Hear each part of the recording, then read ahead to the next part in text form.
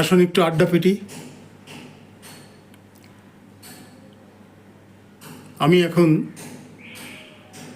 যার নামটি শ্রদ্ধার সাথে স্মরণ করব তিনি আমার কুমারখালী পৌর পরিষদের একজন কাউন্সিলর ছিলেন, মাহবুব আলম বাবু ভাই।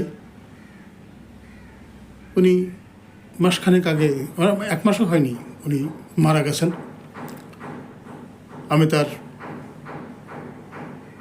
আত্মার শান্তি কামনা করি এবং আল্লাহ যেন ওনাকে বেহেশত নসিব করেন, ওনার সকল ত্রুটি বিচ্যুতি ক্ষমা করে দেন, এই প্রত্যাশা রাখি। এটা একটা স্মৃতিচারণও বলতে পারেন। লোকটা খুব সহজ মানুষ ছিলেন এবং হচ্ছে যে খুব গল্প করতেন।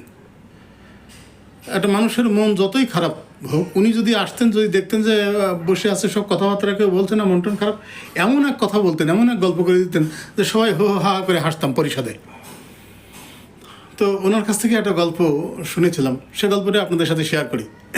গল্পটা এমন, এক বনের মধ্যে এক ইঁদুর দৌড়াচ্ছে, ছোটাছুটি করতেছে, ওকে দাবত দিচ্ছে হলো বাঘ। তো ওই বনের মধ্যে বসে আছে এক রুহানি পীর। তো ইঁদুর দৌড়ায় যায়, পীরের সামনে যায়, হাত জোর করে, হুজুর আমাকে বাঁচান, বাঘ আমাকে দাবত দিচ্ছে, আমাকে খেয়ে ফেলবে। তো বলছে যে তাহলে কি করা যায়? বলছে তাহলে আমাকে বাঘ বানায় দেন, যাতে বাঘ আমাকে আর কিছু না করতে পারে, আর আমি বনের সেরা হব, আমি মাতব্বারি মারিয়ে বেরোবো, আমাকে যেন কেউ কিছু না করতে পারে। অগত্য পীর সাহেব বললেন যে ঠিক আছে, যা, তোকে বাঘ বানায় দিলাম। সাথে সাথে ইঁদুর বাঘ হয়ে গেল। এখন বাঁদরের হাতে খুন্তা পলে কি হতে পারে? ভিটে বাড়ি তো রাখবে না বাঁদর। ইঁদুর হয়েছে বাঘ, চারটেখানি ব্যাপার। সারা বনের সমস্ত পশুকে হাঁকায় নিয়ে বেড়াচ্ছে, অস্থির করে তুলেছে বনটাকে একদম। পরে